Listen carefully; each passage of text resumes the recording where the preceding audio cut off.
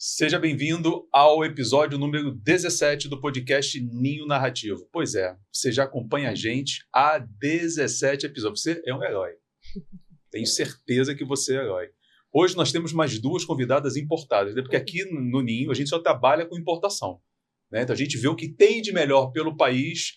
Em breve vamos também importar de fora do país, né? Como a gente vai falar, a gente não sabe, mas a gente vai importar. Mas antes de apresentar nossas convidadas, eu quero dar boas-vindas ao meu sócio, amigo, irmão, J. Gui. Fala tu. Show, tu. Brincadeira. Sejam todos muito bem-vindos a mais um episódio. Obrigado pela recepção. Depois de algumas milhares de horas assistidas dos nossos episódios no YouTube, no Spotify e demais redes, vem um senso de responsabilidade muito grande, porque quando a gente está começando, a gente tem a sensação de que não tem ninguém assistindo. A gente se arrisca e fala umas besteiras mais ousadas. Só que agora, cada episódio que a gente fala, tem muita gente assistindo, tá aquele medo, aquela insegurança. Meu Deus, o que vai acontecer agora? E eu continuo falando besteira. Não sei se já perceberam, não. Eu continuo falando vai besteira, você mesmo. sabe. Vai com medo mesmo. Então vamos embora. Podemos apresentar, então? Claro. Meninas? Não vou apresentar, não. Vou fazer diferente hoje. Vou deixar que elas se apresentem. Tá. Começo pela esquerda ou pela direita? Pela esquerda. Pela esquerda? Então tá bom. Foco ali nela. Focou? Quem é você e por que nós te convidamos para o podcast? Bom, prazer, eu sou Sâmia Barcellini, mais conhecida como Sâmia não Sônia, por conta de várias histórias da minha infância. Que serão contadas aqui. E eu sou uma grande contadora de histórias, eu acredito que seja por isso que eu esteja aqui. Eu sou jornalista por formação, mas há 1 ano e meio eu encarei uma jornada de empreendedorismo. E a minha marca de consultoria para marcas é justamente para contar a história dessas marcas. E não só dessas marcas, mas das pessoas que estão por trás delas. Porque eu acredito que, independente da técnica que eu aplico de branding e posicionamento de marca, existe uma história por trás de todas as marcas, por trás de todas as pessoas que fundam essas marcas. E, para mim, essa é a grande estratégia de diferenciação. Para mim, as histórias das pessoas, aquilo que elas contam, a narrativa que elas contam, é o grande grau de diferenciação no mercado. E esse é o meu grande propósito enquanto consultora. Muito bem. Estamos elevando o nível já no começo, né? E agora você. Achou que fosse escapar da presença, mas não vai. Quem é você e por que nós te convidamos? Bom, vamos lá. Prazer. Meu nome é Letícia Oliveira. Sou psicóloga e psicanalista, mineira. E há 2 anos iniciei uma das jornadas mais loucas na minha vida, que é realmente mudar de estado, conhecer uma nova cultura, com uma gestação solo e retornar para mim. Então, o processo também de autoconhecimento, de evolução, de expansão da consciência. E aí eu acredito que o convite realmente é trazer esse como ser de verdade em um mundo de mentira. E aí a gente traz essas questões, né, das redes sociais, como realmente equilibrar diante de uma sociedade muito adoecida. Então, estar aqui hoje é muito importante para mim. O problema é que a gente tem uma psicóloga, psicanalista. Pois é. Estamos sendo analisados. E o medo que eu tenho é que tem alguma camisa de força aqui. Se não tem camisa de força, não, a gente vai ser todo mundo preso. Ó. Não, e é incrível, porque a gente fala muito de ansiedade, é um sentimento eufórico, sabe? Sentar aqui em um outro estado, entender que o trabalho está caminhando, então é muito importante. E aí a ansiedade, eu tô aqui por dentro. E ser ouvidos, né? Uhum. Porque ultimamente a gente fala, mas ninguém ouve a gente, de fato. Ninguém abstrai aquilo que a gente fala. Então, saber que a gente foi convidado para ser ouvidas é muito doido. Principalmente nessa geração, nessa atualidade que a gente está vivendo de criação de conteúdo o tempo todo, digital o tempo todo. Ser convidado para ser ouvido é uma... Esse lugar de protagonista. Exato. Então é você sendo você, não é um personagem. Exato. É muito bom saber que a abertura tá nesse nível, porque a gente pode explorar o máximo, né? Tirar o ouro aí. Agora, cara. Isso é muito bom. Foi muito importante esse ponto que vocês trouxeram, porque é justamente esse o objetivo do Ninho Narrativo, é ser um espaço onde nós nos colocamos, não tô batendo, tô tocando a mesa. Só porque eu não pode.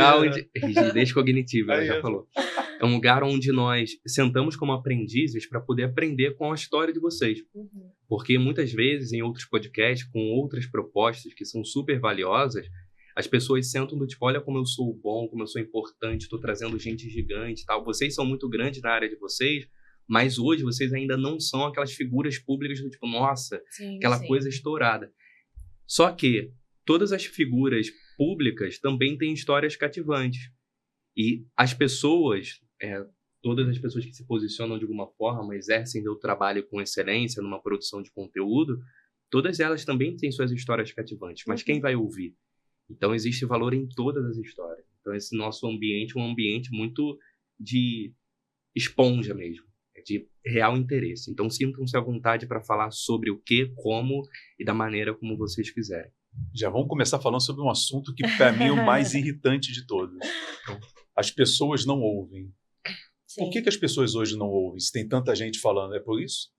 Tem tanto barulho que as pessoas pararam de ouvir ou é outra coisa? Eu jogo aí na mesa, vocês se falem aí, você tem nada com isso não. Já joguei a pergunta na mesa.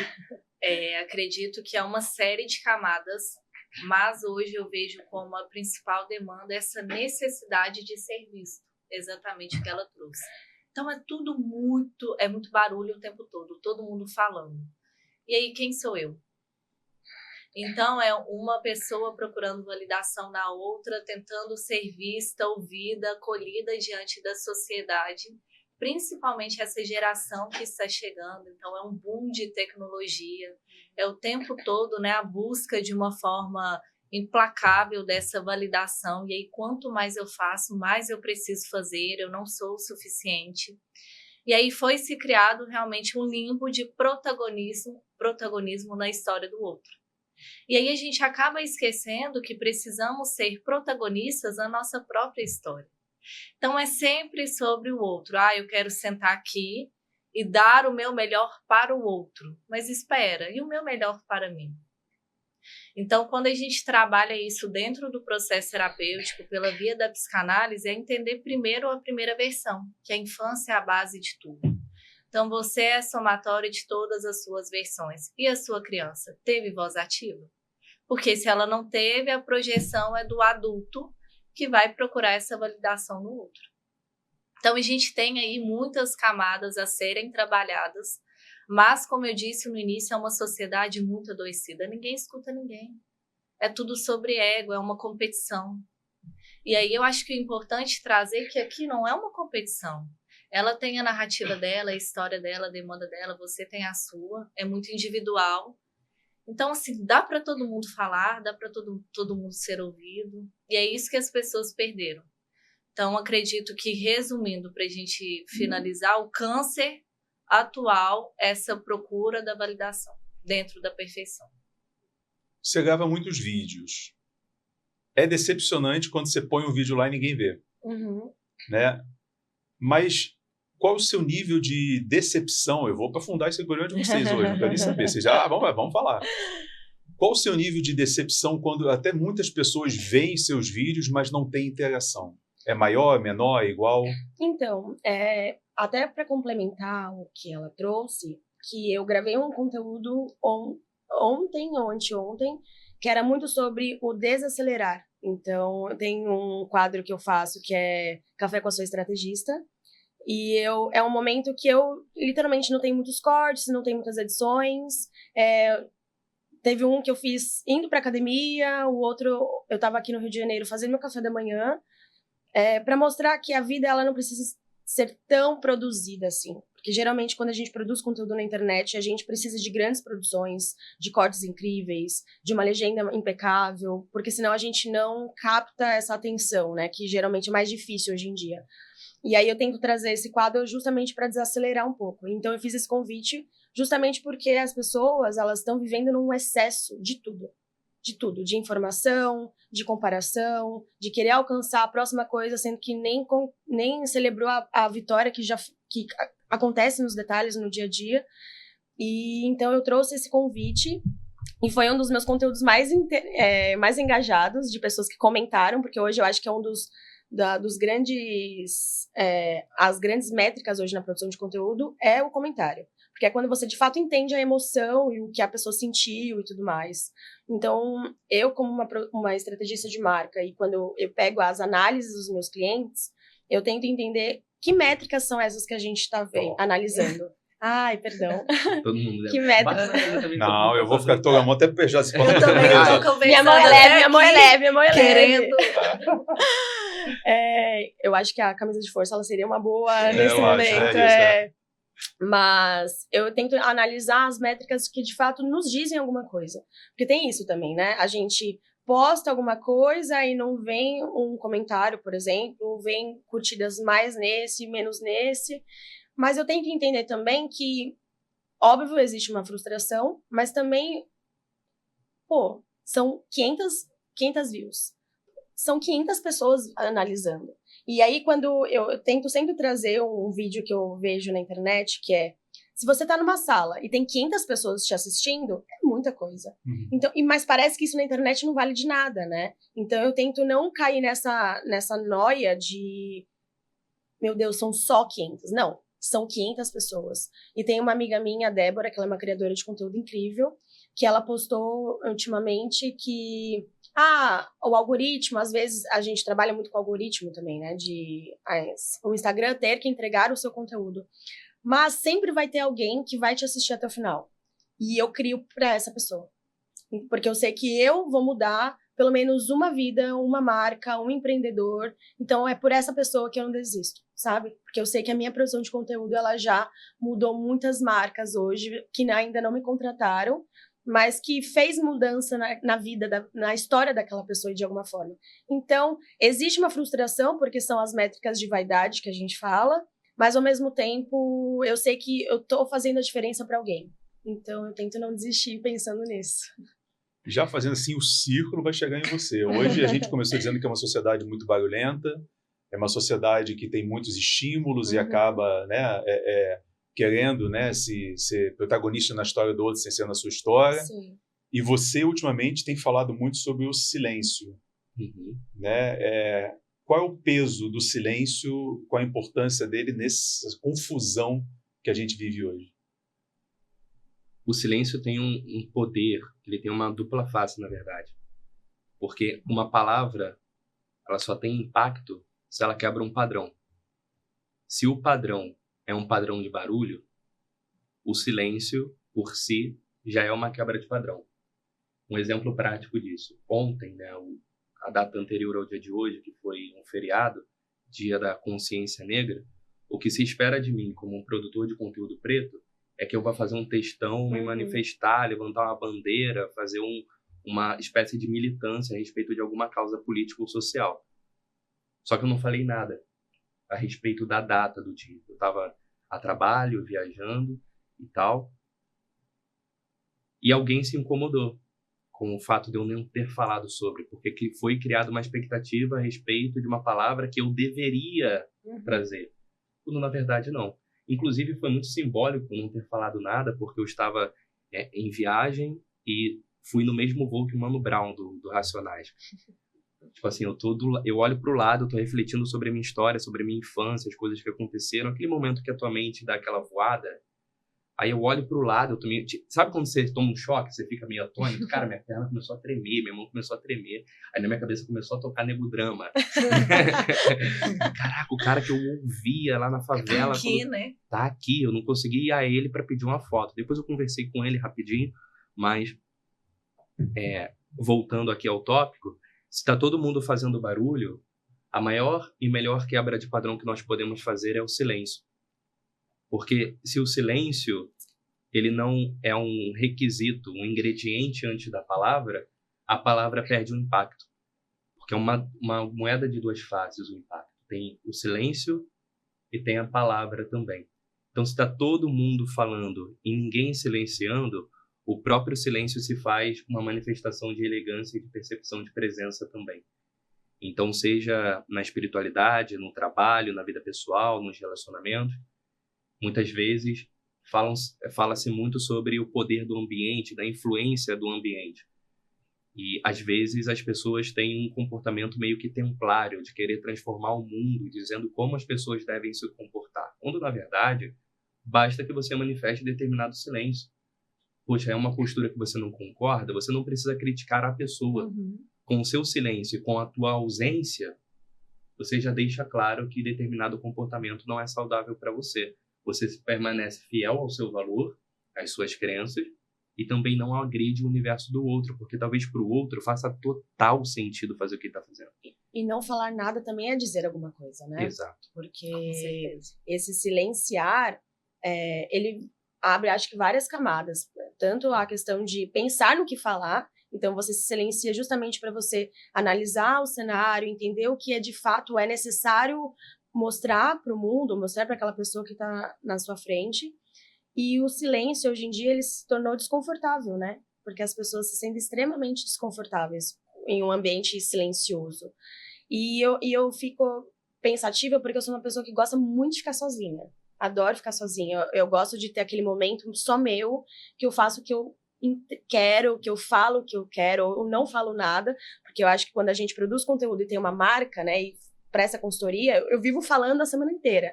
Então chega uma hora que eu não aguento mais minha voz. Eu quero ficar, sabe, calada, quietinha, sem nenhum estímulo, sem ter que conversar e falar coisas inteligentes e guiar marcas e pessoas.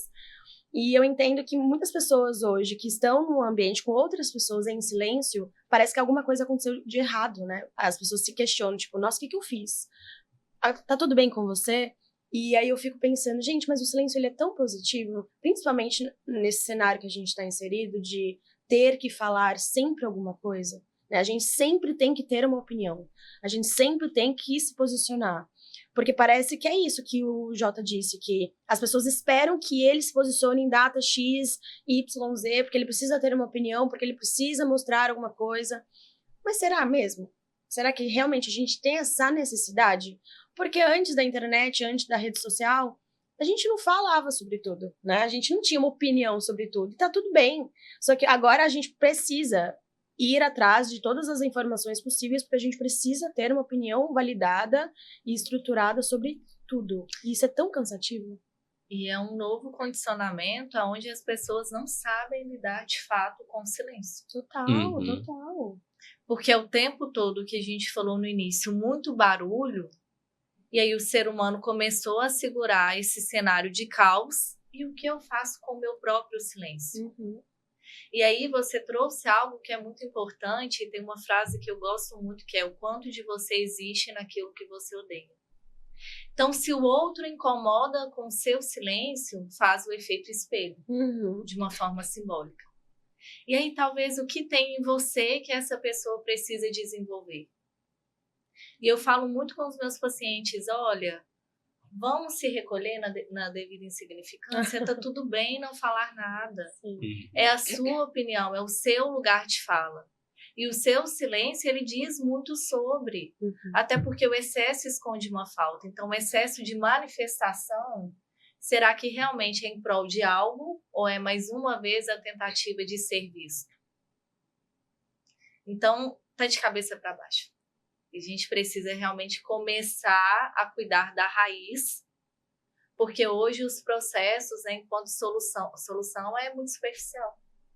Então, as pessoas não querem viver, de fato, o processo. É tudo muito para ontem. Sim. É tudo gritando, é fazendo muito barulho, é chamando atenção. E é sempre visando o resultado, né? Exatamente. A gente quer alcançar algo, mas a gente esquece que existe esse processo até chegar a esse algo. E tudo desmorona. E não é do dia para noite, né? Então, acho que essa questão de falar demais, buscar o excesso, às vezes a gente nem tá enxergando aquilo que a gente quer conquistar.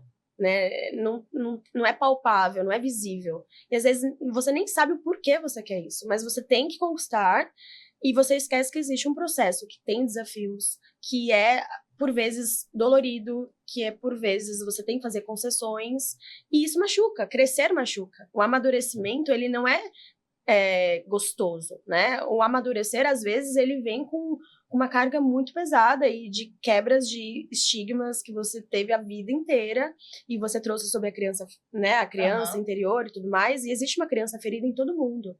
E a gente cura a criança ferida enquanto adulto, enquanto amadurecimento. Sim. E não é confortável, né? O amadurecer, ele não é confortável por vezes. E as pessoas esquecem que existe esse processo, e as pessoas esquecem que existem desafios e sofrimentos o tempo todo na vida, principalmente na vida adulta, né? E é o efeito Alice, é a criança o adulto que não quer crescer. Então é a criança dominando o tempo todo e não existe mudança sem dor. Sim, exato. Porque o adulto, ele precisa realmente se colocar nessa posição e se autorresponsabilizar. Porque hoje o que a gente se depara o tempo todo é o adulto que começa a traçar inúmeras rotas de fuga para fugir do problema. Então, mais uma vez, o problema é do outro. Foi o outro que causou isso em mim. É sempre sobre o ambiente, mas e a sua responsabilidade? Porque a gente tem duas divisões na psicanálise. Então, primeiro, a infância é a base de tudo, você é a projeção daquilo que aconteceu com você. Mas, a partir do momento que você se torna adulto, é você que vai condicionar a sua vida. Então, não é mais sobre a culpa dos pais, ou do ambiente, ou do trauma. E aí é realmente procurar, e eu vi que você trouxe isso no seu Instagram em um outro contexto. Então, realmente é procurar um ponto de evolução. Aonde é a minha responsabilidade? Aonde eu posso melhorar? E aí a gente vê muito isso em Alice no País das Maravilhas. Né? Então, a Alice ela só consegue despertar quando, em uma das versões, quando ela descobre, ela lembra 7 características sobre ela mesma. E aí, quando ela vai lá na Rainha Branca, em uma luta que ela vai ter, e ela pede uma opinião, e a rainha fala para ela, olha, Alice, a batalha é sua. É você quem vai guerrear. Então, a decisão é sua. E a vida é sobre isso. Se a vida é nossa, eu não posso atribuir a minha vida à responsabilidade do outro. Então, você está vivendo a sua vida ou a vida que o outro escolheu para você. E aí o trabalho de vocês, né, enquanto criadores de conteúdo, fala muito sobre, porque é uma demanda o tempo todo de validação. O outro assiste o meu conteúdo, o outro valida, o outro vai dar um like, e isso é muito importante. Então é um outro contexto no qual vocês precisam criar essa blindagem de saúde mental. E olha, ali é o meu campo profissional, mas o quanto de mim eu tenho ali. Sim. E você, Dino, como você enxerga essa dinâmica do silêncio, palavras, barulho? Eu vejo uma coisa que é um termo que sempre me irritou muito. Muitas coisas me irritam muito, né?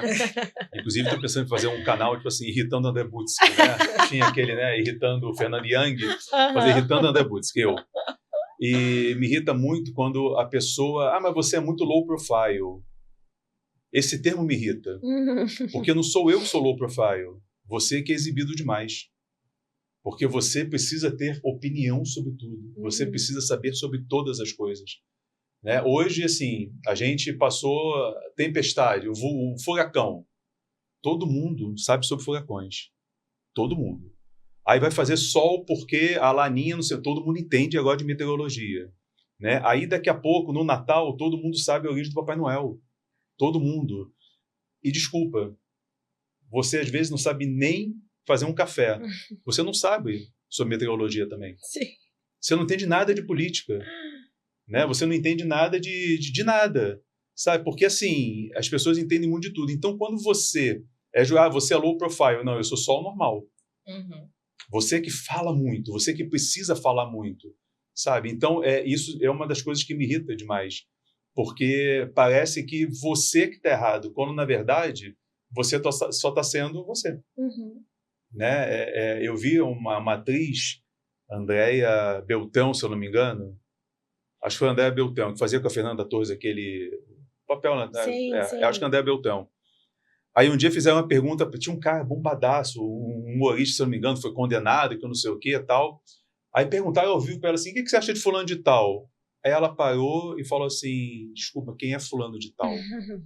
E as pessoas ficaram horrorizadas e falaram assim, então, gente, eu não tenho redes sociais. Eu não sei quem é fulano de tal. Se ele bomba nas redes sociais, eu não sei quem é. Né? E as pessoas ficaram horrorizadas porque uma mulher de quase 60 anos, prefere não ter redes sociais, prefere manter esse silêncio dela. E é uma das melhores atrizes que nós temos aí. Ela lota teatros, ela faz coisas... Porque ela encontrou no low profile, que me irrita, né, o jeito dela de ser. Sim, tá tudo bem. E tá tudo as bem. Pessoas não entendem isso. É isso, né? E aí parece que você é obrigado a ter uma opinião. Né? Tanto que às vezes alguém manda mensagem, o que você acha sobre isso? Eu falei, nada. Por mais que eu ache, não interessa o que eu acho sobre aquilo. Porque é um assunto que não diz respeito à minha vida. Total. Né? Você estava falando aí da gente sempre arrumar um culpado. Isso começou lá no começo de tudo, né?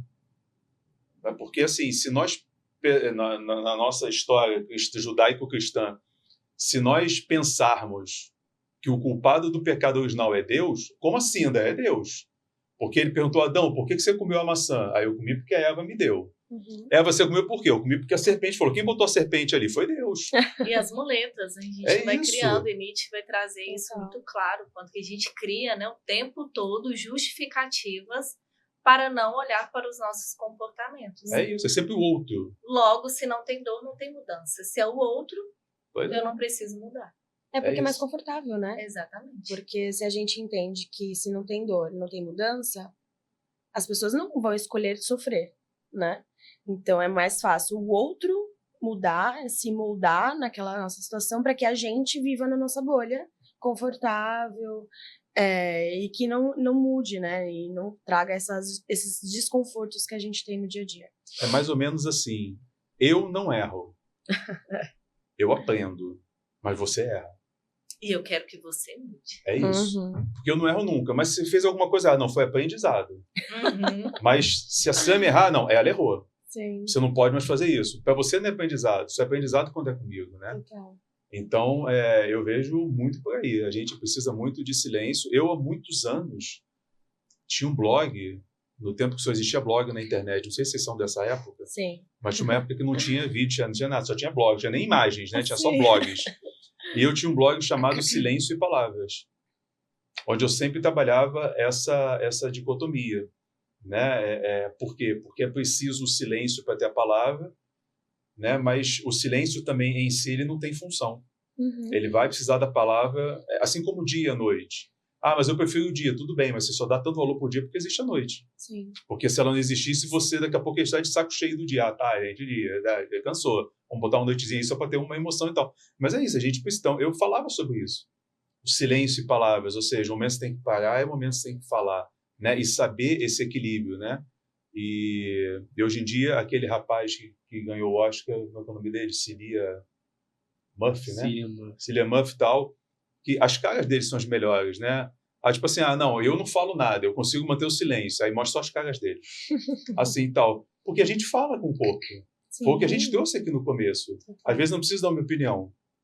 Bastou eu olhar, bastou me posicionar em silêncio, que você sabe exatamente qual é a minha opinião. Exato. E às vezes eu falo assim, olha, eu não tenho nada para falar. Você entendeu o que eu quis dizer? Porque o se eu não... silêncio fala por si. É isso, se eu não tenho nada para falar no assunto, tá todo mundo falando, você já entendeu o que eu quero dizer com isso. Né? E as expressões é uma linguagem mundial, né? Sim. Porque você pode não falar o idioma que você no país que você está inserido, mas a expressão ela mostra para o outro se você está confortável ou não, se você concorda ou não, se você quer ou não. Então a expressão ela é muito forte, né? E eu acho engraçado porque eu falo que vou precisar de botox já. Porque eu fico assim o tempo inteiro. E as pessoas acham que eu tô brava o tempo inteiro. E não, gente, é só meu jeitinho de me expressar. E eu sinto que nós somos uma grande expressão, né? O estar aqui é uma grande expressão. Então, o convite de vocês é uma expressão. O nosso aceite é uma expressão. Então, eu acho que isso é muito válido e isso diz muita coisa. Porque eu poderia não falar nada aqui, né? E não entregar necessariamente aquilo que vocês esperam. Mas o estar aqui mostra que eu tenho um objetivo, né? Que eu estou me expressando de alguma forma. E as pessoas não entendem isso, né? Parece que sempre precisa ser uma palavra dita. Porque parece que senão você não está expressando nada, né? Eu acho que é muito também a questão de amar e ser amado. Porque geralmente a gente precisa externalizar, e tem pessoas que precisam dessa validação e tá tudo certo. Mas aí a gente parece que esquece das atitudes, né? Porque o amar e o não gostar, ele também vem de atitudes o tempo todo, né? E isso também diz muita coisa, mesmo sem dizer. E como é que se cuida da saúde mental nesse mundo louco? Então, primeiro ponto de partida, mais uma vez dentro da perspectiva da psicanálise. O paciente sentou e a gente começa a mapear essa infância e entender o que é padrão de repetição. Então, sabe aquelas pessoas que você conheceu há 5 anos atrás e hoje está no mesmo lugar? Repetindo os mesmos padrões, com as mesmas demandas, trazendo a mesma problemática? Então, essa pessoa é o adulto que não cresceu. E aí, de nada adianta a gente atacar o sintoma se não atacar a raiz. E, geralmente, a raiz é encontrada lá na infância. Então, família disfuncional, pais separados, a criança que não teve voz ativa, A criança que foi muito rotulada, então você não consegue, você não vai ser. E aí o limite do outro foi colocado em cima dela. Então esse crescer, o adulto cresce, se posiciona, verbaliza, mas não amadurece. E aí é um processo de cristalização. Então você fala e quem sente é a sua criança. Logo é formada as crenças limitantes. Se foi mostrado para mim que eu não consigo, então a minha zona de conforto é o meu lugar seguro. Então, assim, são camadas, e aí dentro da associação livre, que é essa conversa, a gente vai acessando o inconsciente. E aí, às vezes, dentro de uma sessão e outra, o paciente descobre um caso que aconteceu que para mim foi muito importante, uma paciente dentista, muito bem sucedida, mas não conseguia trabalhar. Ela nunca era o suficiente para ela mesma. E aí a gente trabalhou há mais de um ano, cuidou do que precisava cuidar. Em uma das sessões ela lembrou que a mãe deu um tapa na cara dela. E ela reviveu a dor. Então o trauma ele só é ressignificado quando você olha para ele e fala, olha, eu sou maior do que você, porque eu tenho consciência. E aí, a partir desse momento que ela reviveu a dor, ela entendeu que o que impedia ela de crescer de uma forma inconsciente era que ela realmente acreditou que aquele tapa definiu e que o lugar dela era ali sentada na cadeira da vítima, se sentindo inferior. Então, é mais confortável trazer a lamúria e a problemática do que olhar para o problema e encontrar uma solução. Porque é exatamente o que você trouxe. O mudar é extremamente doloroso. E eu já aviso, vai doer. Você vai acordar um dia e vai falar, nossa, estou pronto para mudar o mundo, e no outro dia você vai estar totalmente melancólico. O ser humano precisa aprender a sentir, a gente castra as sensações o tempo todo. Sabe, aqui somos pessoas de carne e osso, ninguém é robô, está tudo bem não dar conta de tudo o tempo todo. Sim. Então, estar tudo bem, sentir. E aí o ponto de partida é, mapeou essa infância, identificou a raiz e a gente começa a trabalhar de uma forma incisiva. A psicanálise ela é mais agressiva do que a psicologia. Então, a psicologia ela tem um delay no meio do caminho enquanto crítica que ela é muito romantizada.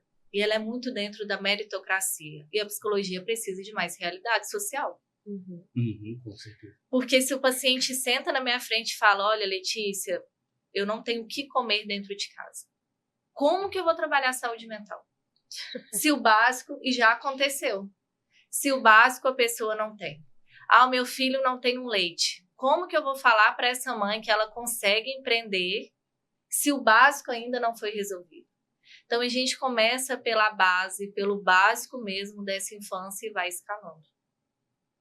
Ela falou de algo que eu acho muito interessante. Você fala muito sobre isso, sobre sair da cadeira da vítima.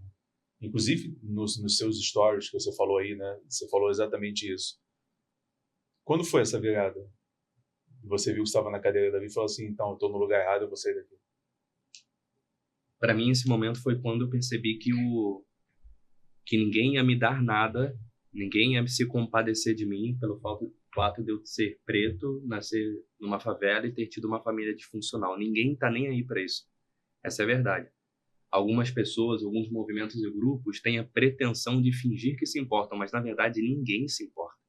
Ninguém tá nem aí que você é preto, ninguém tá nem aí que você é favelado, ninguém tá nem aí que seu pai, sua mãe se separaram, ninguém tá nem aí, não vai te dar nada. As pessoas vão te tratar da mesma maneira que você permite ser tratado.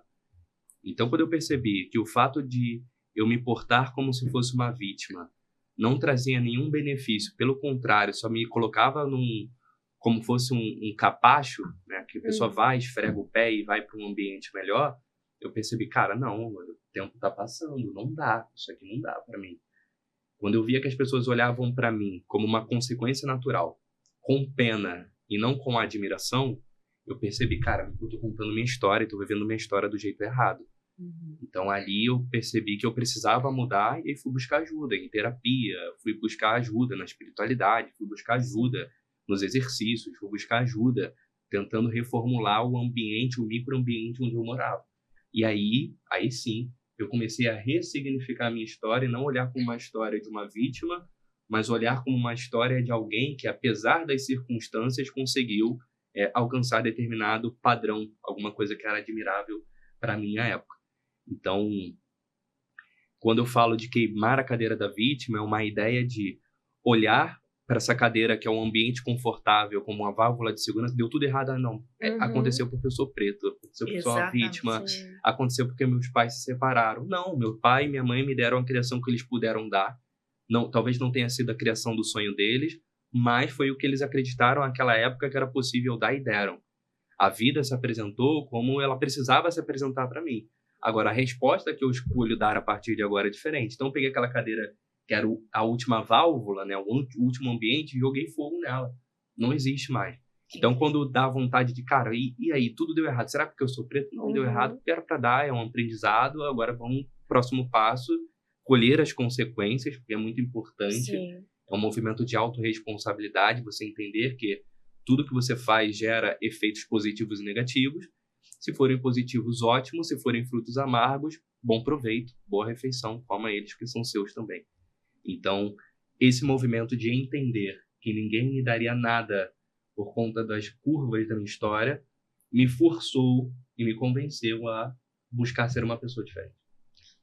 E sabe o que é incrível? Você entendeu que a sua dor tem história, você entendeu a sua bagagem, mas você pegou isso tudo e ocupou esse lugar de protagonista. Sim. Eu escrevo uma nova história. E aí a sua dor virou uma potência. É isso. Então, no lugar de carregar a demanda de lamúria da vítima, você pegou isso e eu preciso fazer diferente. E aí você quebrou o padrão. Na minha história, eu coloco uma questão de eu não aceito viver do jeito que parecia ser o certo, sabe? Então, eu tive uma infância assim, meus pais são assim, a minha história é assim, então logo a consequência é que eu vou ser assim. Só que chegou um momento da minha história que eu não aceitei aquela realidade. Eu não aceitava aquela realidade, eu sabia que eu merecia mais do que aquilo. Só que o merecer mais do que aquilo não é tão...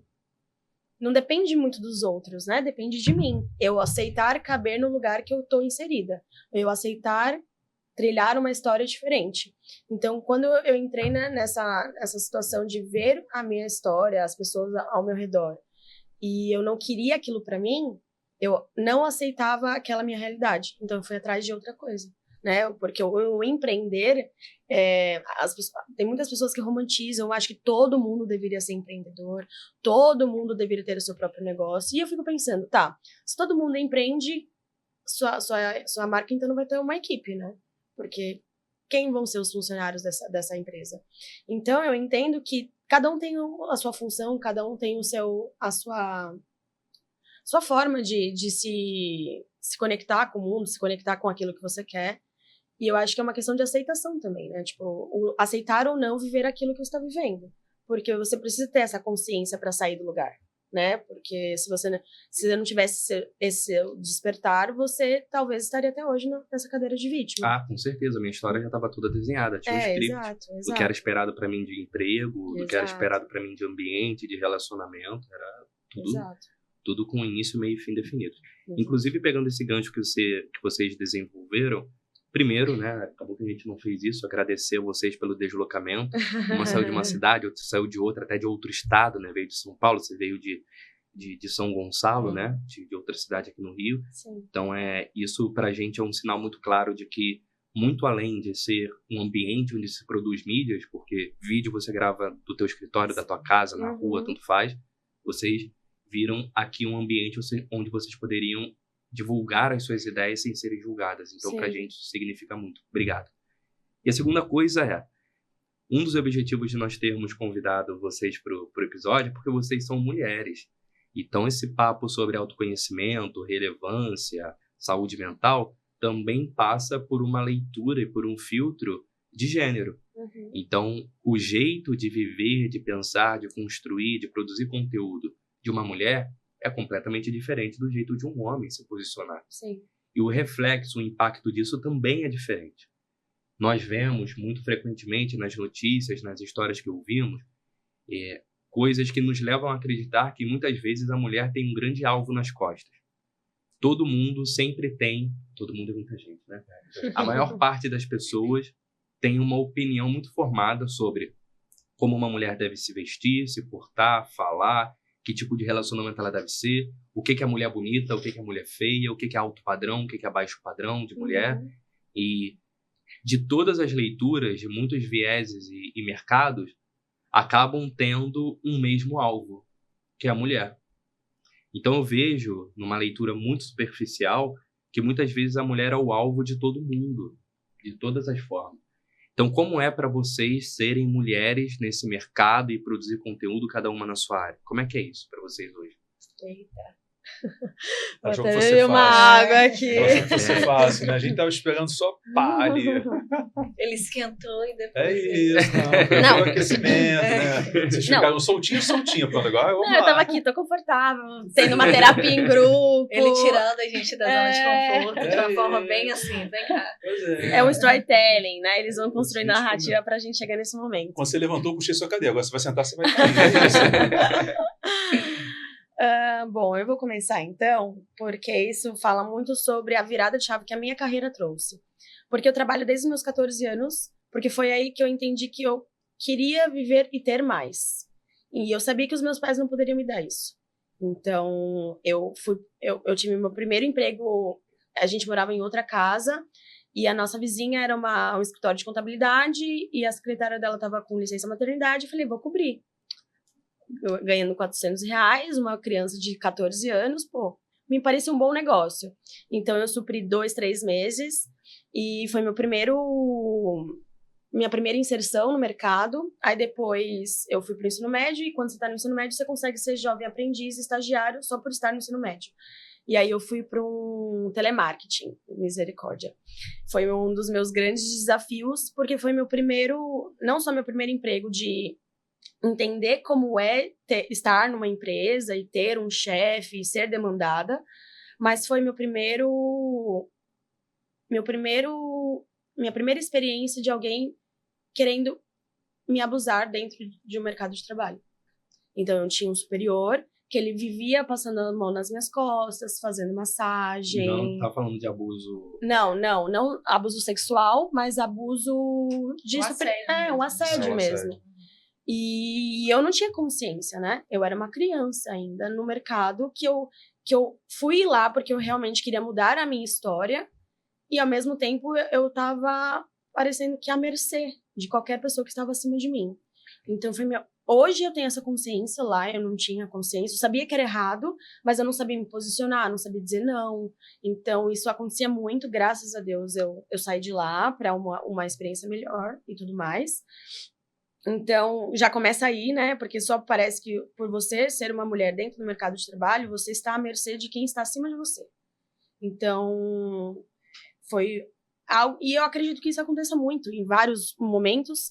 E isso aconteceu não nesse sentido de assédio, mas no sentido de não validar quem eu era no mercado de trabalho.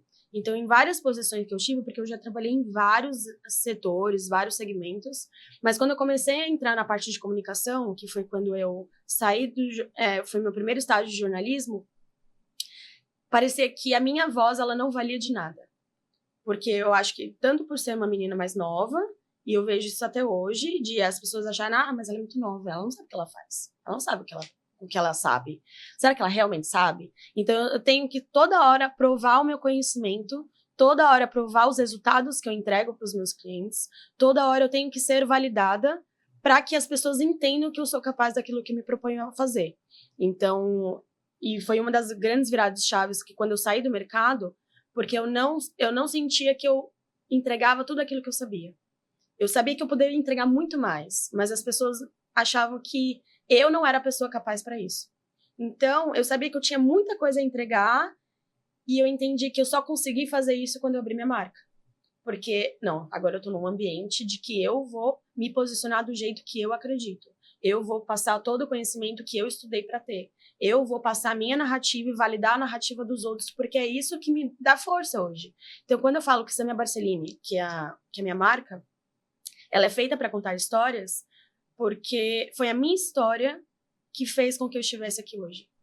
Então, toda vez que eu vejo o Jota falando pra gente salvar a nossa narrativa, é isso.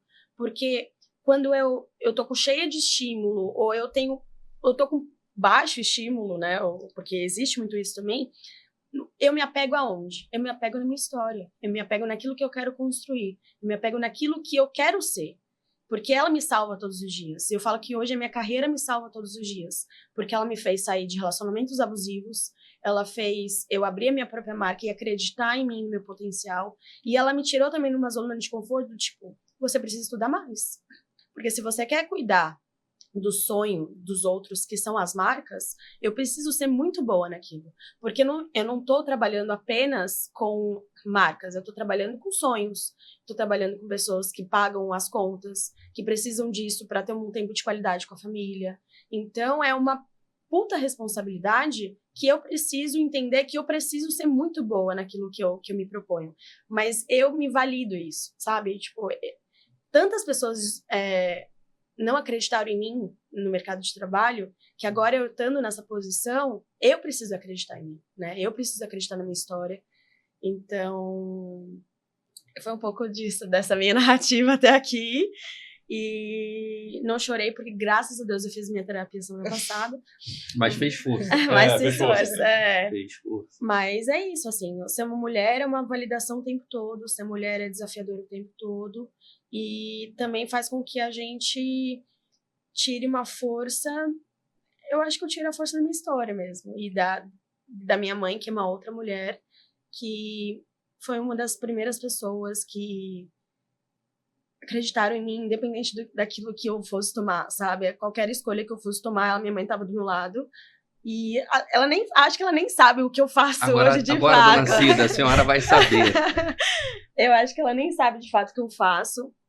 Mas a minha mãe é a pessoa que me abraça independente de qualquer coisa, sabe? E ela valida muito a minha história. E ela faz parte da minha história. Minha mãe, ela não tem nem o ensino médio, ela tem só o ensino médio completo.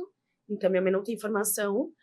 E eu sabia que existia uma projeção também, né, da filha que ela queria que eu fosse, porque é a mulher que ela não conseguiu ser, né, a história que ela não conseguiu ter.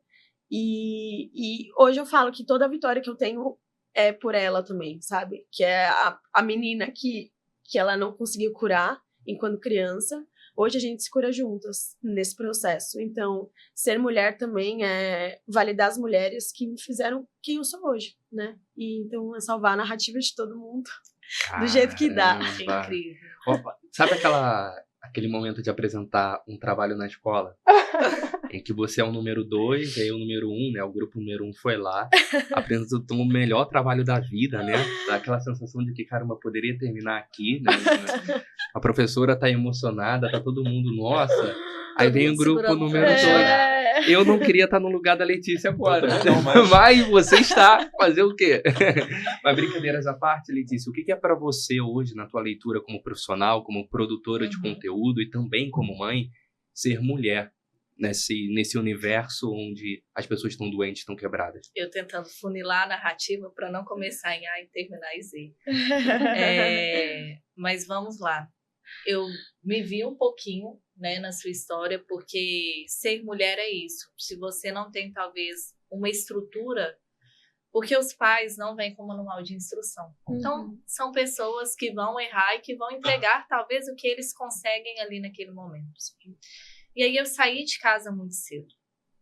Eu saí de casa com 16 anos. E muito com essa narrativa extremamente agressiva de você vai sair de casa, você é mulher, então você vai procurar outros caminhos, porque você por si só não vai conseguir. Sim. E aí a gente acaba aceitando situações que ali naquele momento, com 16 anos, você não tem uma consciência de fato que é um assédio. Sim. E o quanto que aquilo vai te trazer uma problemática que, se você não cuidar, você leva isso para o resto da sua vida. E aí, eu me vi muito na sua história quando você fala, eu sempre tive esse sentimento de tenho muito para entregar, mas não consigo verbalizar. Uma, porque não tive voz ativa, então era criança que não podia expressar o que sentia, e outra devido à dislexia, então penso no microfone e estou falando porta, então tem que realmente funilar. Então eu sempre fiquei ali no lugar dos bastidores. Então, eu fazia o trabalho e a outra pessoa apresentava. E aí eu ficava muito ali no lúdico, sabe? Queria viver essa sensação, já que eu não consigo, porque o meu lugar é de objeto. Então, eu vivo essa sensação de bem-estar no lúdico, na fantasia. E aí, anos se passaram, várias situações aconteceram e a virada de chave realmente foi a gravidez. Então, agora não tem para onde correr. Eu sempre fui muito extremista na adolescência, trabalhei com política. E aí, quando chegou a narrativa do feminismo, eu fui a primeira ali no ciclo a bater no peito e falar, não preciso de homem, faço tudo sozinha. E tá, a gente não precisa, mas a gente escolhe compartilhar a vida com alguém. Sim. E aí, de repente, quando eu percebi, eu estava normalizando e romantizando a sobrecarga feminina, sendo psicóloga. O que é sobrecarga feminina? A sobrecarga feminina é falar, a gente usa esse discurso e, pelo amor de Deus, quem estiver assistindo, quebra isso. Filho é só de mãe, e a gente vai lá e bate no peito. Não, filho é mesmo, é só de mãe.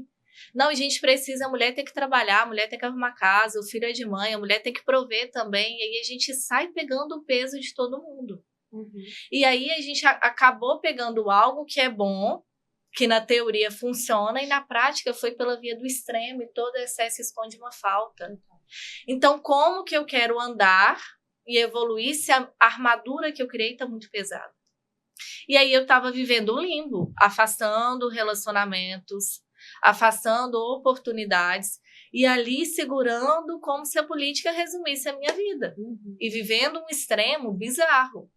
Mas você trabalhava, você era candidata? Eu trabalhei como deputada. Ah, você estava na equipe de uma deputada. Ainda lá em Divinópolis. Então, assim, e ano eleitoral, então vivendo muito o extremo e comprando um discurso de briga, de entrar em atrito, porque era o único lugar ali, durante talvez, hoje eu tenho 27, durante o quê? 24 anos da minha vida, que eu consegui ter o mínimo de olhar para alguém e falar, essa pessoa me enxerga. E aí, quando eu fiquei grávida, e foi uma gravidez muito conturbada, e mais uma vez, a gente acredita que tem um controle. Então, eu, psicóloga, trabalhando com foco principal em relacionamento, muito doente, com um relacionamento totalmente abusivo, fui viver uma gravidez solo. Com toda uma problemática que fica para um outro momento. E aí, o que eu fiz? Hoje, né, dentro do meu processo terapêutico, eu entendo que também foi um momento de fuga, então a minha única solução no momento foi, vou mudar de estado, que tudo vai resolver. E aí, quando eu vim para o Rio, eu comecei a conversar com outras pessoas, então eu abri uma vaga social e fui, né, pegando pacientes com um discurso muito diferente, e eu falei, o quê? Eu estou reclamando do quê? O discurso é muito diferente do discurso de Minas. Não mensurando ou anulando a minha dor. Mas ali eu vi que eu não tinha controle de absolutamente nada.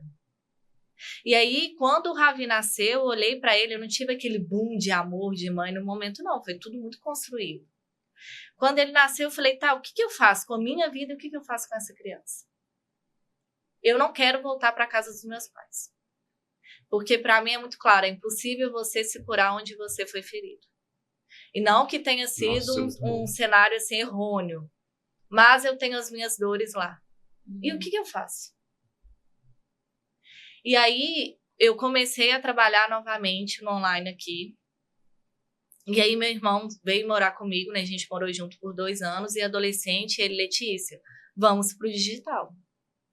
Comprar uma boa webcam, cada paciente que chegar a reinvestir o dinheiro, eu tô com você, é R$10 que você tem, então a gente vai rodar R$10 em tráfego pago, e ele estudando de um lado e eu do outro, e aí a gente foi construindo uma narrativa, até que eu me deparei com a validação e falei, espera, eu tô trabalhando com relacionamento, mas eu não tenho um relacionamento, então eu sou uma mentira. E aí foi uma outra problemática que eu criei na minha cabeça. E aí eu precisei realmente viver essa dor. E aí vindo, né, o ruivo, eu não sei, mas eu me deparei com um fetiche social com ruivo.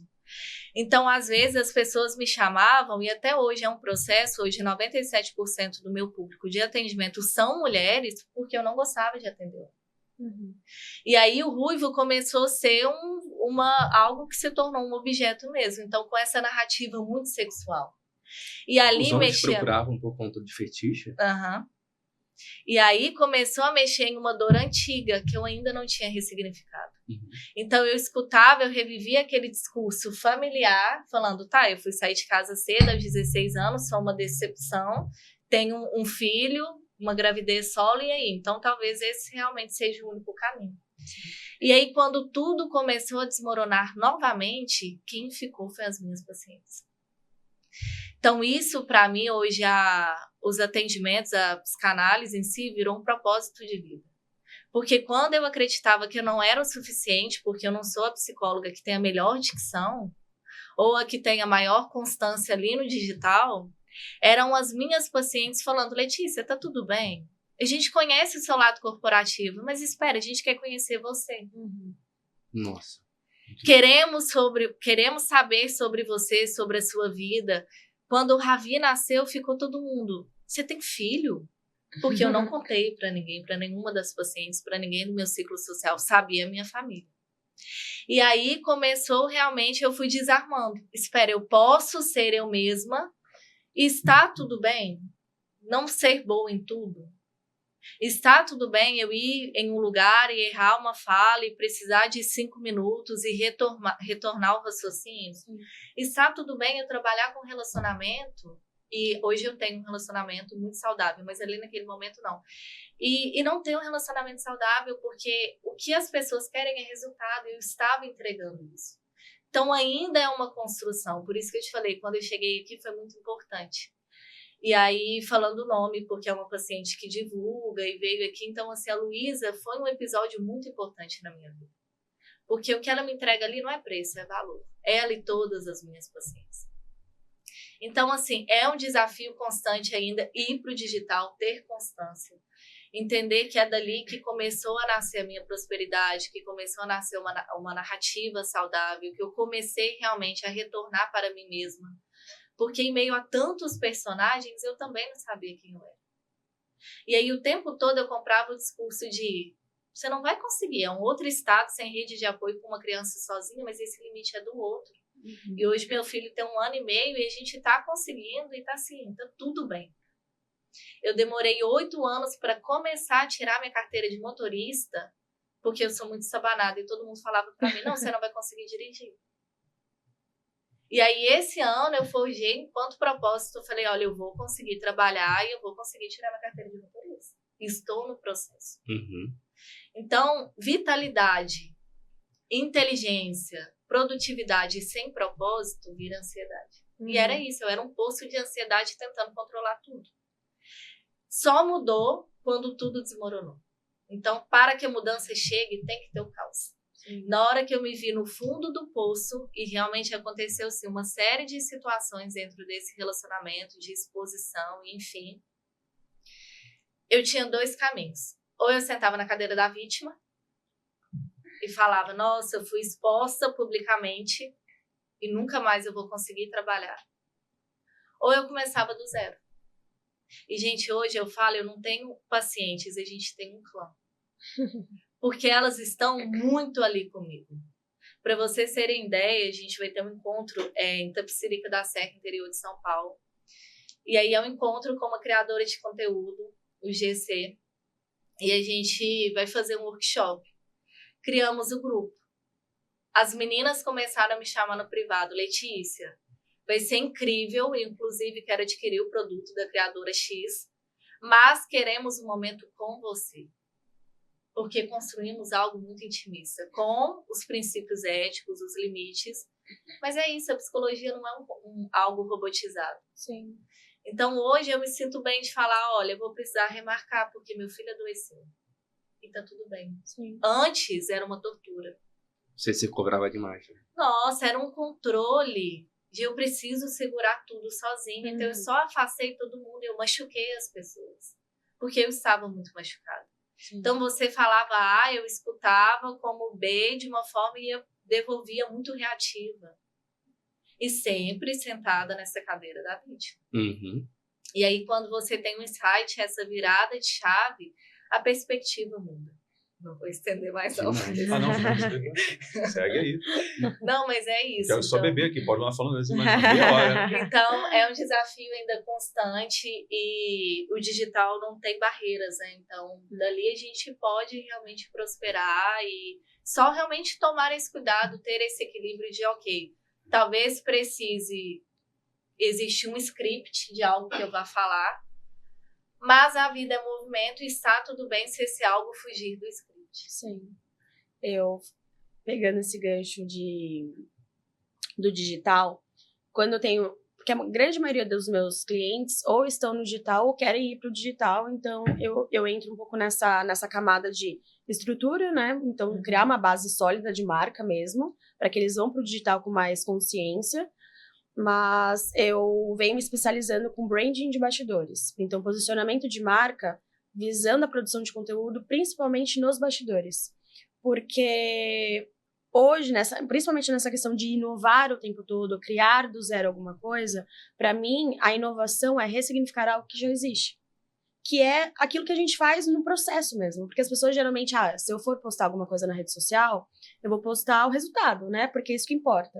Só que o resultado não conecta, né? Quando a gente posta só o resultado, a gente não cria um grau de conexão e a gente cria também uma questão de parece que é tudo muito inalcançável, né? Tudo é muito perfeito e as pessoas estão cansadas dessa narrativa perfeita, de que tudo é muito fácil, né? E, nossa, eu conquistei isso daqui porque foi muito fácil. E não é assim que funciona, porque a gente não se conecta porque a gente sabe que a vida real não é assim. Então, o comportamento do consumidor, principalmente brasileiro, pós-pandemia, é muito mais, eu preciso me conectar, eu preciso ter essa emoção, algo precisa tocar em mim para que eu tome a decisão de compra. Então, não é muito mais como era antes. Me deu na telha aqui, eu vou comprar qualquer coisa, do jeito que dá, Black Friday, uhul, vamos comprar. Então, eu falo muito do bastidor porque é o que traz esse grau de conexão. Porque são seus bastidores que conectaram você com as suas pacientes. Sim. Porque você só entregava o resultado. Eu sou a psicóloga que trata os seus problemas. Quando elas conhecem você nos bastidores, elas se conectam a ponto de criar uma comunidade, de fato. E transfere, né? A transferência da narrativa. Muito. Essa representatividade é muito importante hoje. E otimiza tempo, né? Então, eu falo que a produção de conteúdo do bastidor faz com que você otimize o seu tempo, porque você já faz aquilo. Você só precisa recortar de forma estratégica para expor aquilo na rede social. Porque é isso, às vezes a gente acha que a produção de conteúdo ela tem que vir num ambiente muito esquematizado, muito recortado e precisa sempre ter algo inovador para mostrar. Sendo que a gente já faz muita coisa no nosso processo. A gente já faz muita coisa no nosso bastidor. A gente só precisa recortar com o objetivo aquilo, colocar para frente. Então, eu tento também trazer um pouco essa leveza na produção de conteúdo para as marcas que eu consulto. Porque é isso, a gente não tem tempo. O tempo... Quando você tem uma empresa, você não tem uma empresa só para produzir conteúdo. Você tem uma empresa que tem funcionário, que tem entrega, que tem produto, que tem estoque, que tem um monte de coisa. Então, quando eu falo, a gente tem que produzir conteúdo, as pessoas falam, meu Deus, mas em que momento eu vou fazer isso? E aí o bastidor, ele vem muito disso. Vem daquilo que você já está fazendo. A gente só vai recortar aquilo e começar a gravar. Porque é isso. E tem vários clientes meus que quando a gente começa a implementar essa técnica e essa metodologia que eu tenho, faturam muito mais, engajam muito mais, criam de fato uma comunidade. Porque as pessoas elas estão cansadas disso. Elas precisam se conectar com alguma coisa no digital para fazer valer a pena esse tempo de tela, sabe? E é interessante que você trouxe, porque eu acredito que não seja uma dor só minha, mas era o tempo todo criando obstáculos. Então, eu preciso do dia de sol, eu preciso do melhor microfone, do melhor celular e etc. Sim. Até que realmente começa com o que você tem. E aí, depois que você vai, né, vendendo, que você vai criando essa comunidade, você vai reinvestindo esse dinheiro. Total. Então, assim, você sai dos bastidores e, mais uma vez, ocupa esse lugar de protagonismo. Sim, porque Isso perfeito é muito estático e feito é movimento, como eu Muito bem. sempre venho falando. E para finalizar essa pergunta, e você, Dino, na tua perspectiva, sendo homem, né, eu sei que elas falam num lugar que Eu achei que ele ia falar, própria. você Fala enquanto muito. mulher. Não, achei que ela ia falar e elas falam muito.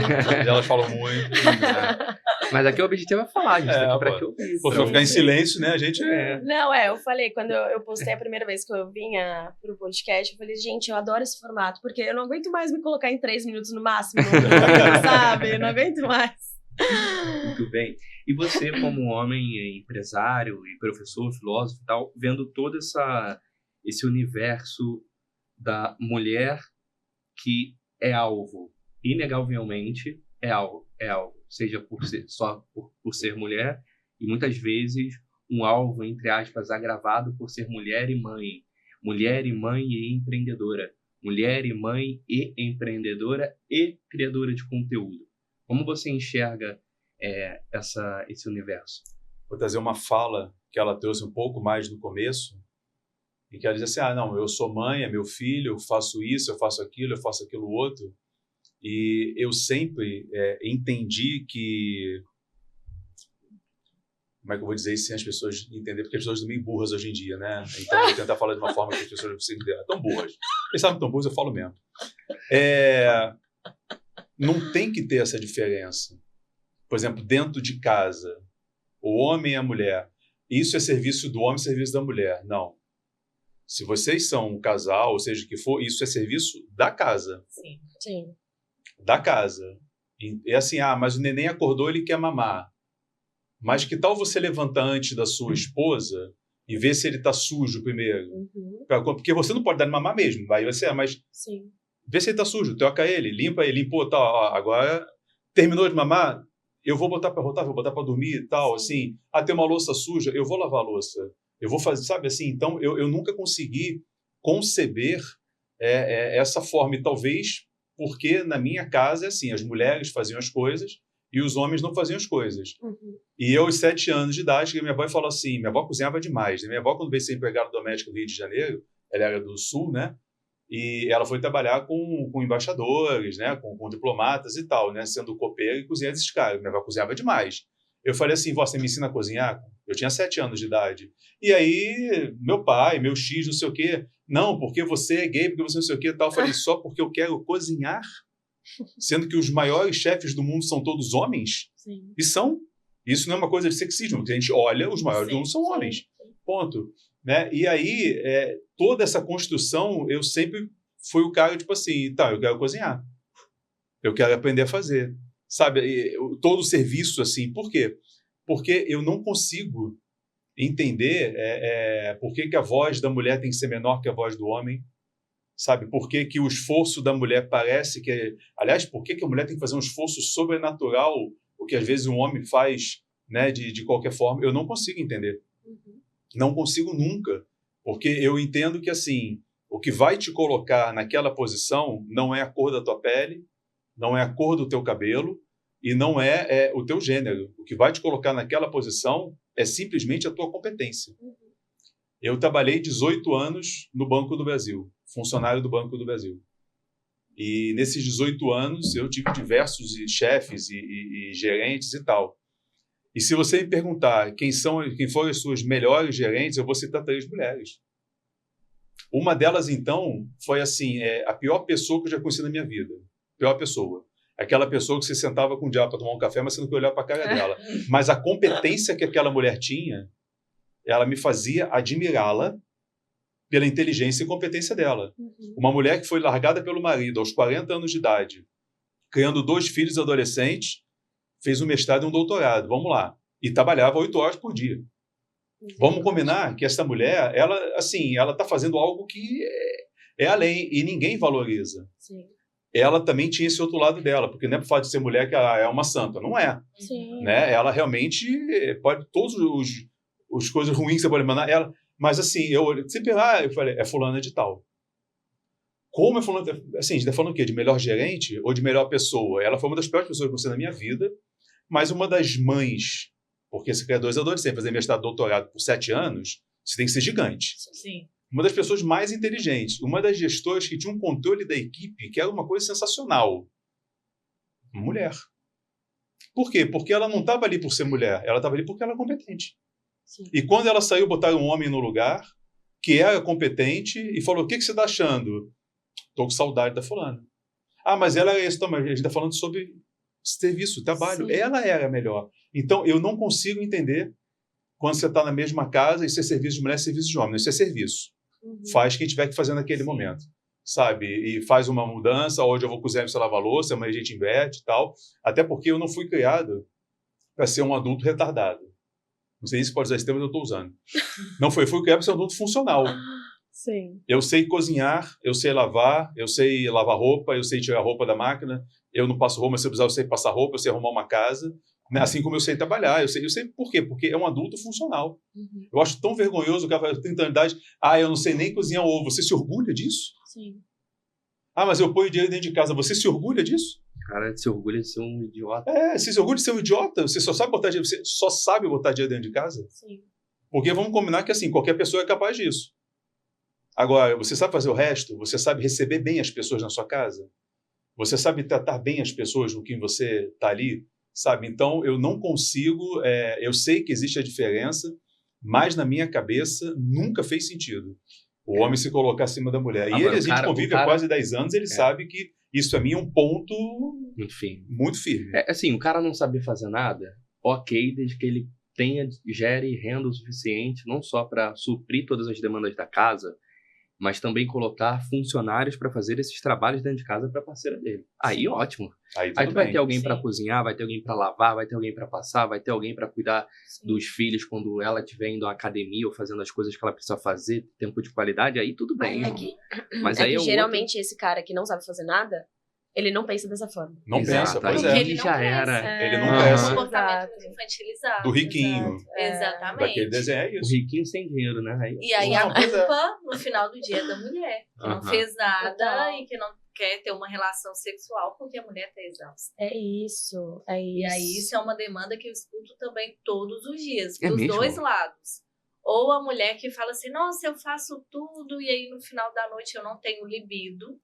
E aí, quando a gente vai investigar essa mulher que é controladora e não permite que o marido ou paterne, ou que ele realmente exerça o papel dele, de também se é um serviço, ambos têm que realizar. Sim.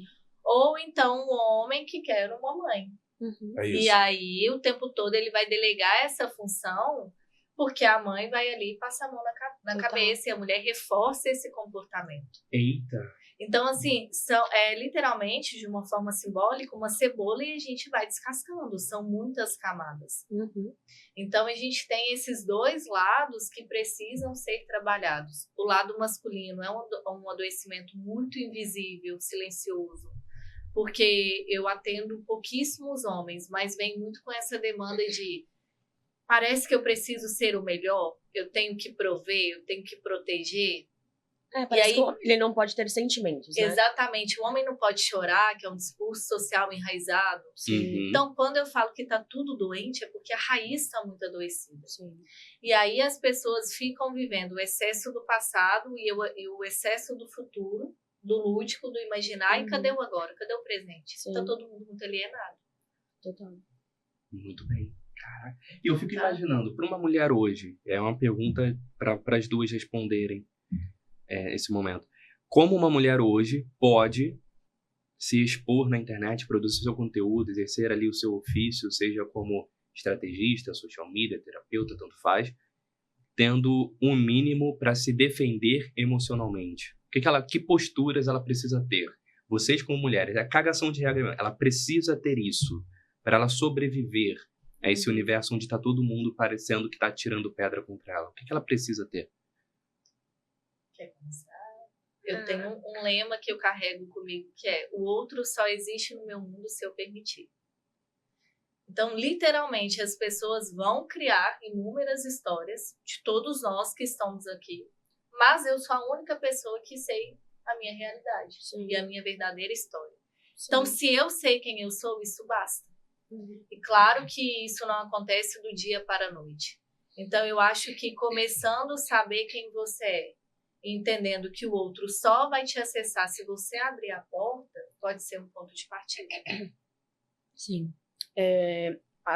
Hoje eu atendo um único cliente homem, então todas as minhas clientes são mulheres empreendedoras, e o que mais me me engaja nessa posição porque eu sento na mesma cadeira que elas hoje, né? Os desafios que ou elas passam, elas já passaram, eu passei.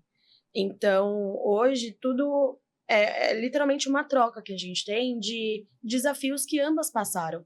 Então, quando eu falo sobre a produção de conteúdo para elas e para todas as mulheres que vão ouvir a gente, é de fato ter essa consciência de si e consciência da sua própria narrativa, da sua própria história. Por isso que eu falo que o feito para contar histórias não é uma balela da minha cabeça, vozes da minha cabeça, porque é muito conceitual e é bonito de falar. Não, é porque a minha história, ela faz com que eu me posicione e tenha clareza do que eu vou me posicionar, como eu vou me posicionar.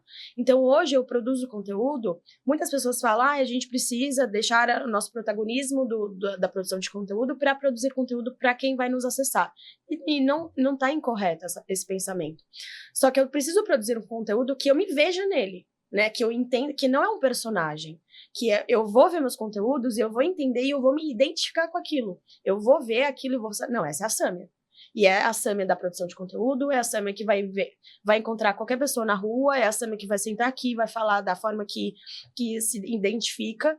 Então, eu acho que quando a gente tem consciência daquilo que a gente é, daquilo que a gente quer conquistar, e daquilo que a gente está conquistando, no presente mesmo, as pequenas vitórias, no dia a dia, a gente se respalda do externo.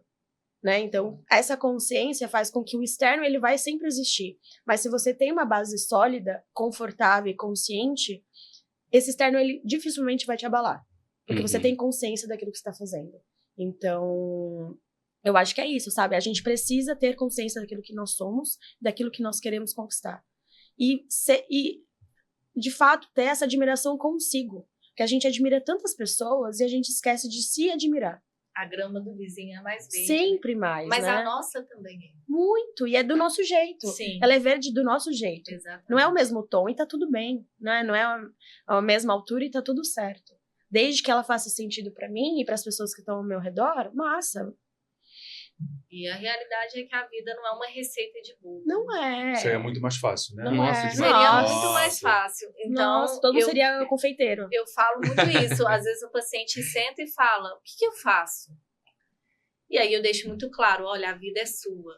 As escolhas são suas. Exato. O processo terapêutico é um condicionamento que você vai se escutar.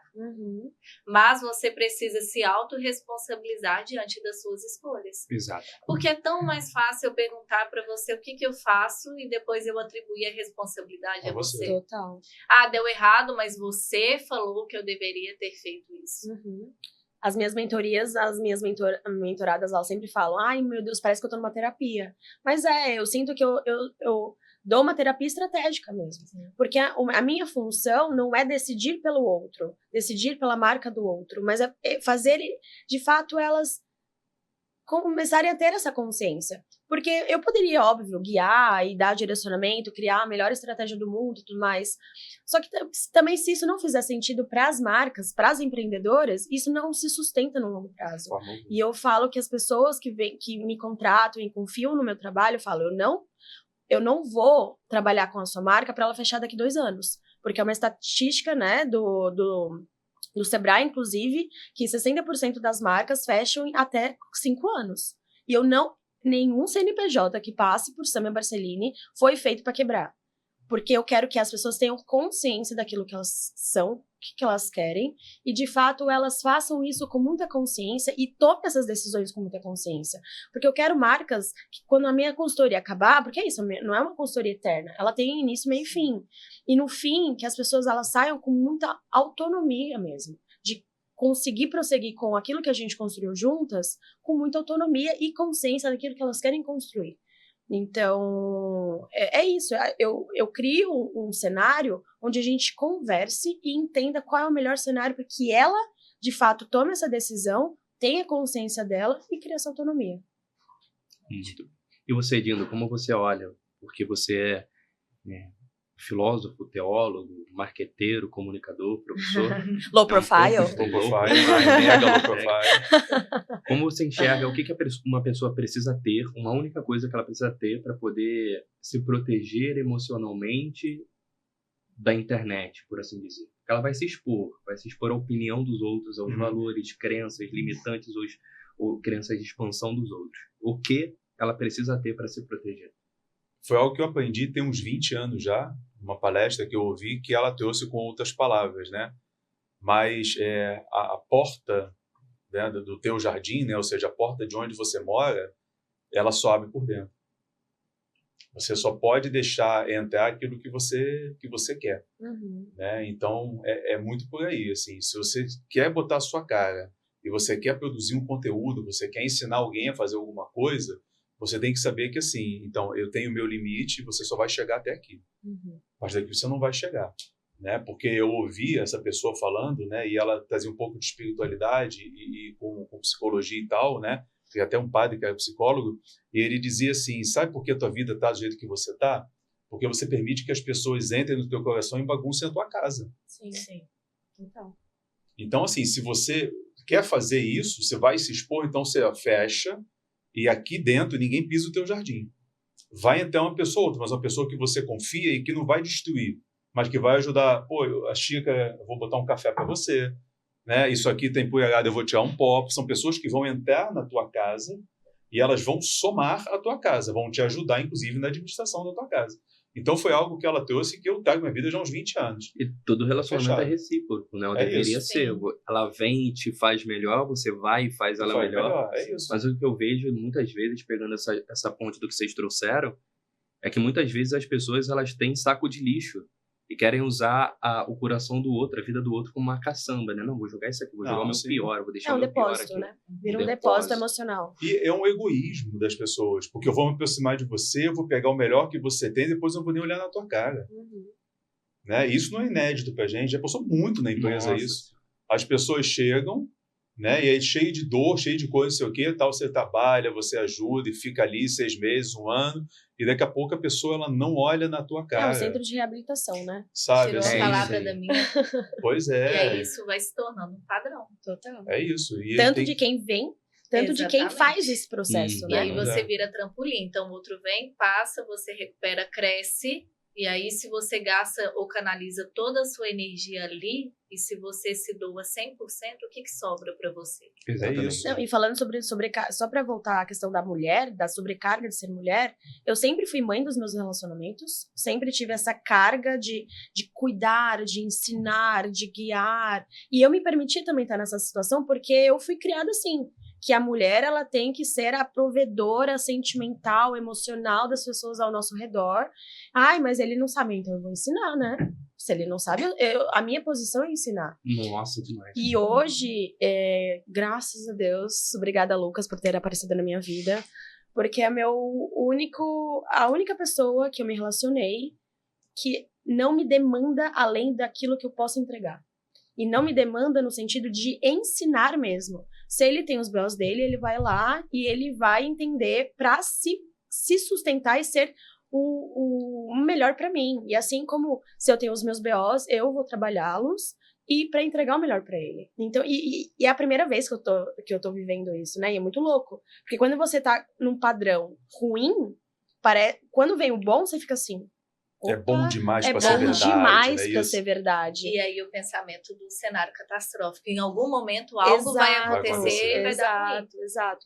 Eu sou uma pessoa controladora. Eu venho me desafiando dia a dia, tanto na minha marca, porque quando você tem uma marca você não tem controle de nada. E a falsa sensação. Falsa sensação de ter controle de alguma coisa. E eu tô num momento de demandar algumas coisas para outras pessoas, para trabalharem comigo. E soltar o controle para uma terceira pessoa trabalhar com você é muito louco também. Porque eu fico assim, meu Deus, mas será que essa pessoa vai cuidar da minha marca assim como eu cuido? Não vai. Já tem um spoiler aqui. Vão passar a perna em você, vão mentir, vão fazer o diabo na tua empresa. É normal, tá? Normal. Tá. Se você não tiver uma história triste pra contar com relação à equipe, tá empreendendo. Mas eu falo que, por exemplo, o Lucas é a primeira pessoa que eu não preciso ter, que eu solto o controle. E eu não preciso prever o futuro, porque eu tenho essa segurança. E aí que você entende que o padrão não começou em você, mas termina em você. Total. Então você projetou, talvez, um ensinamento da sua família, da sua mãe, e ali você quebrou. Total. tem algo que é muito agressivo, né? Eu falei, a psicanálise ela é bem direta. Então, quando a paciente chega com essa demanda, e aí logo ela vem com a consequência da falta de libido, eu pergunto, olha, você transaria com seu filho? Se a resposta é não, por que você materna para o seu marido?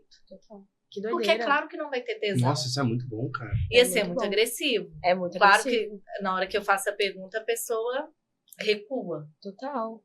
Mas é isso, é para ter essa tomada de realidade. Olha, você não pode ocupar esse lugar de mãe. Ou você é mulher ou você é mãe. São relações separadas. Total. Então, achei incrível também quando você traz, e que bom, você quebrou o padrão e que Sim. você se permita viver esse novo de uma forma leve. Sim. E aí, agora, chegando ao final do nosso episódio, só pra fechar esse Mais um assunto, episódio que voou, né? mais um episódio que voou, cara. Eu olhei pro relógio. Não, meu eu Deus também do olhei céu, agora. esse louco Sim. Vocês não olharam porque o relógio não tá pra Nossa, vocês que olharem, tá bom? loucura. Pronto. Pra quem tá assistindo agora é 11h25 agora. É isso. Nossa Senhora.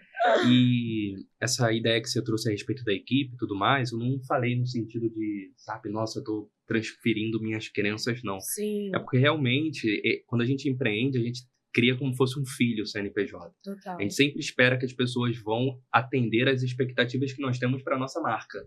E a gente transfere a nossa pretensão, o nosso ideal, e a pessoa, não, eu quero, claro, faz sentido. Só que, na verdade, ela só está falando tudo o que é preciso falar para ter assinatura no contrato, muitas vezes. Total. E aí, quando o contrato é assinado, você vê que a expectativa e a realidade tem um gap. Não por falta de caráter, talvez seja, algumas por um desespero e tudo mais, mas o normal, na verdade, o esperado, o comum, é que, na real, ninguém vai ser, né, o dono da tua marca além de você. Essa é a real. E para finalizar aqui esse nosso papo, eu tenho uma história que aconteceu recentemente, essa questão de delimitar limite, definir limite, fiquei até nervoso. Essa questão de ser pai, de ser mãe, eu percebi que eu sou muitas vezes eu fui, ou eu tentei ser pai dos meus alunos, mentorados, clientes ou amigos, tratando como se fossem filhos mesmo. Tipo, cara, não, eu preciso resolver esse problema junto à pessoa. Aí, recentemente, uma pessoa que eu estava trazendo para nossa intimidade, para dentro de casa, para assim dizer, tipo, vamos lá em casa, vou apresentar minha família, não sei o que e tal. Aí, a pessoa me contou que ela tem o hábito, né, de ir à praia e fumar uma maconha aqui e tal. É um comportamento que eu não tolero no meu ciclo, porque é como se fosse um saco de lixo que a pessoa deixaria ali. Tanto pela minha história e tudo mais, é um ambiente que eu preciso proteger. Quando essa pessoa me contou isso, eu falei, cara, eu já consigo ver essa pessoa lá em casa, no almoço, pedindo autorização para fumar. Eu consigo ver a gente andando na praia, entre família e amigos, e essa pessoa puxar um enrolado, alguma coisa, e acender.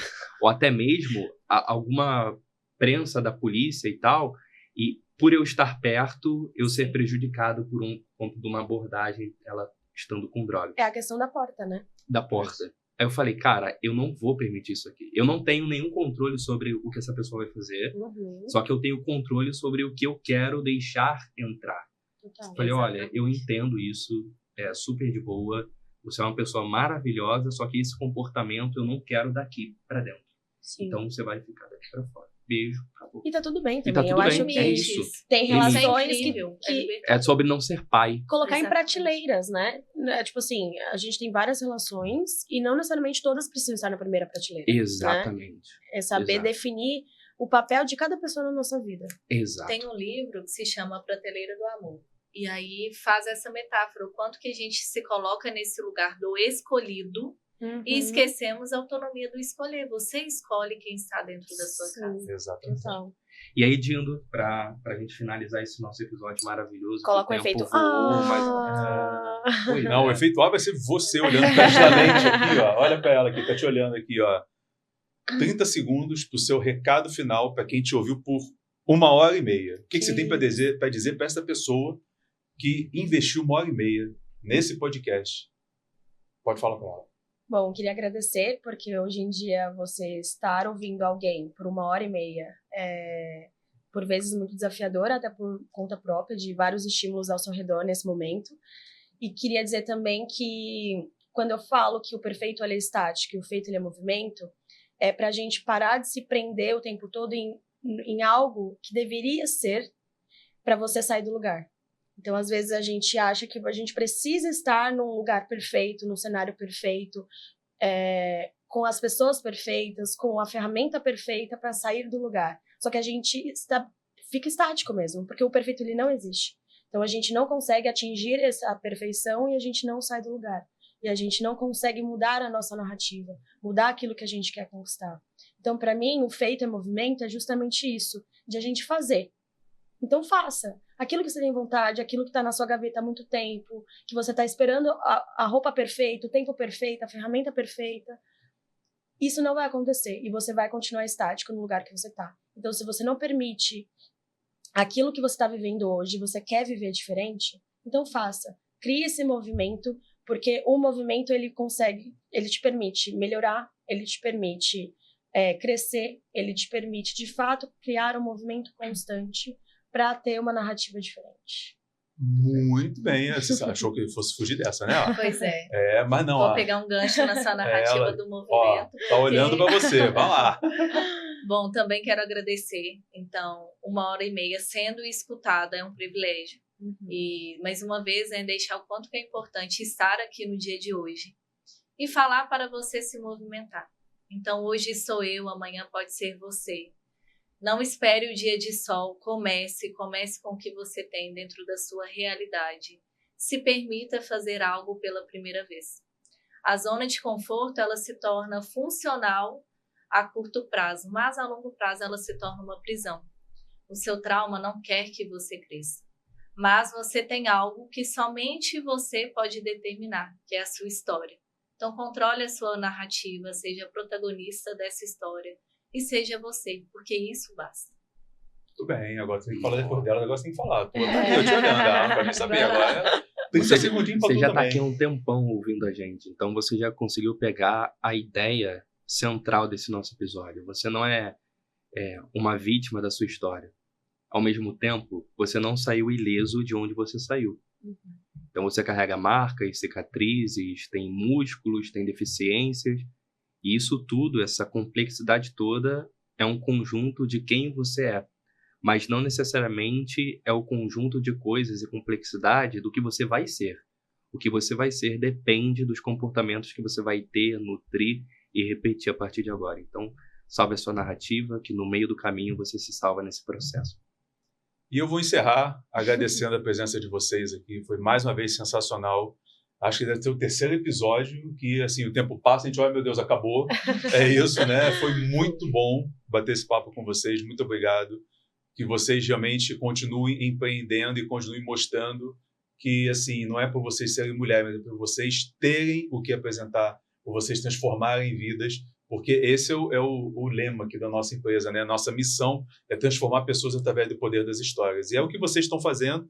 E hoje você teve a oportunidade de, durante 1h30, agora 1h33, mais ou menos, de ter a sua história também transformada pelas histórias que todos nós aqui contamos, especialmente as nossas convidadas aqui é só a gente trabalha com importação, entendeu? Olha, muito obrigado pela sua paciência. Esse foi o episódio número 17 do podcast Ninho Narrativo e tem muito mais vindo por aí, ó. Beijos e a gente se vê no próximo. Valeu, pessoal.